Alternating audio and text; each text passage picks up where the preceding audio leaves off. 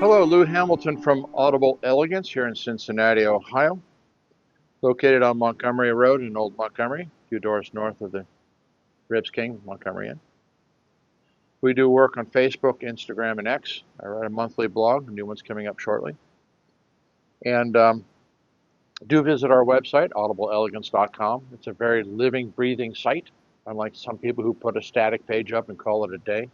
Things are constantly changing, opportunities from manufacturers, what's in our orphanage, and the number of products right now in the orphanage are there as gifted to us by some of our customers so that we could sell them to give money to Bradley to help him deal with his severe medical issues. So there's some important things going on. For those who hate the whiteboard, please turn the video off now because I'm going to use it. I don't have an overhead projector and I'm not going to do a click and point presentation. This is how I do things. That's it. One of the fun things I think about every once in a while is the wanderings of our industry. Where are we going and what are we doing? And kind of what really provided the drop that coagulated everything was getting into the discussion with some people about the Bose Acoustimass systems. And don't get me wrong, I'm not a fan of that type of stuff, but I do appreciate how well it was marketed and how well Bose did in selling it. Let's be honest, it was a smash hit. But it was part of what I call the mediocrity of music systems. And what I mean by that is somebody trying to take a concept and cutting down or dumbing down the quality of it one way or another, particularly when you're trying to sell it on a massive scale. So if we look at the original type of music systems, well, they were the Edison machines. You had and cranked them. We've got one here. I saw one that actually fits in a corner, but somebody beat me to it. They were attempting to have kind of a standard sort of, this is how music is done. But World War II brought along a different phenomenon, which was called the guys made it home alive. The United States was an economic powerhouse. We want the good life. And this is where things started to get interesting. And I say that because one of the first things that, as a small child, that I ran into was essentially the Fisher console. Now, it only had a record player in it. It didn't have an AM, FM radio on it. It was a maple cabinet. That was a big thing in that time for my parents' age group. And of course, it had the obligatory green light on the bottom, so you knew it was turned on. And that was music in the home, where they could go out and buy records. This was really the beginning of the 33 era. And that was hi-fi. Now, while these things were out there were people like Saul Morantz and as well as Sidney Harman who were creating separates and far beyond the level of this. And some of them are, in their own way are considered reference products. I've owned several vintage pieces of Morantz, Model 9 amplifiers, seven preamps and all. But this was kind of the package sold to the average person. Now, in the 60s, well, we had to do something better. So guess what? And you see them all over the place. Everybody ended up with the Mediterranean console. Now we have stereo speakers. We have a tape deck put in it, usually a reel-to-reel. We have the FM tuner, and we have the record player. And that was the standard everybody had to have. Again, we have separate components going on. We have people even like Pioneer now starting to produce stuff, which is not this Mediterranean console. But this was packaged to the average consumer. Now, the separates came along and kind of smashed this era. But mediocrity has a way of seeping back into the market all the time. And the way it seeped back was the traditional black rack with black speakers flanking it, and of course, glass door, which always was clicking and clanging. And that was mediocrity repackaged away from the Mediterranean console, but now it kind of looked like separates, but it really wasn't, because sometimes you'd actually see the ribbon cables going between each unit for power and signal. So it was really this, but just painted black and stood vertically. But this was mediocrity repackaged again. Now, as households started to develop, and of course you had small children and things like that really getting involved around some of this equipment, well, having this black rat on the floor was not a really good idea. So why don't we put it on the ceiling?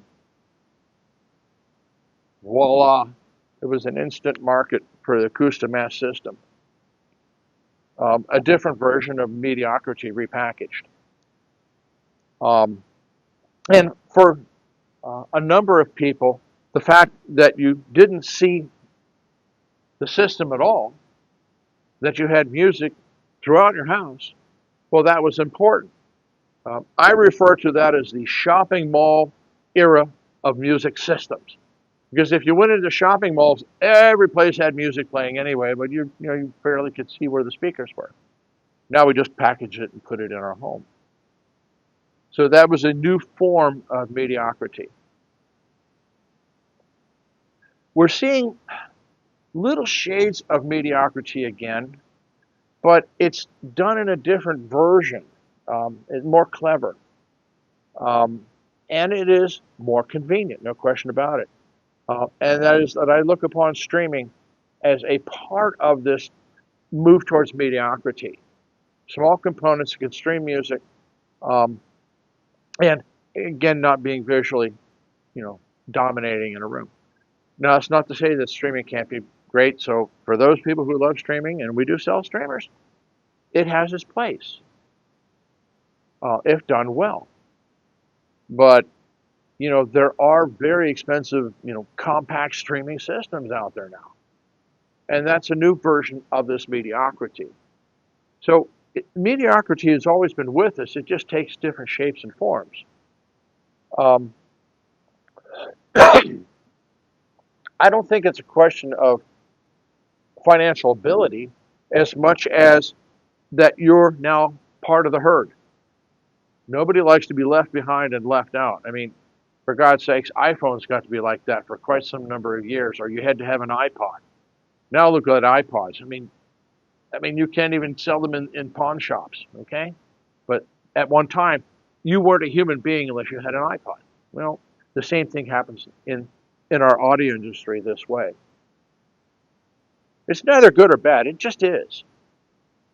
But you have to kind of look at how these things historically move along through our industry. And all the while, there are separate components, high-quality components, out there in the marketplace that compete for these dollars. Because once these dollars are spent, then the world of separate componentries becomes unaffordable.